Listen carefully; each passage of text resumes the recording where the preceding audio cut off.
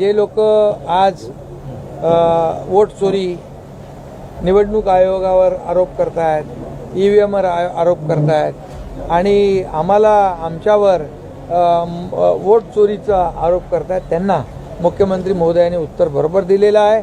कारण कोविडमध्ये लोक मरत होते आणि काही लोक मड्याच्या टाळूवरचं लोणी खात होते. ही दुर्दैवी आहे. कोविडच्या खिचडीमध्ये चोरी झाली, कोविड सेंटरमध्ये घोटाळा झाला, त्याचबरोबर कफन चोरी म्हणजे डेड बॉडी बॅगमध्ये देखील भ्रष्टाचार झाला आहे, मिठी नदीमध्ये देखील भ्रष्टाचार झाला आहे. हा भ्रष्टाचार लोकांना माहीत आहे आणि त्यामुळे भ्रष्टाचार करणाऱ्या लोकांच्या पाठीशी मुंबईकर जाणार नाहीत, काम करणाऱ्या लोकांच्या पाठीशी मुंबईकर राहणार. आणि म्हणूनच मुख्यमंत्री महोदय जे म्हणालेले आहेत ते बरोबर आहे.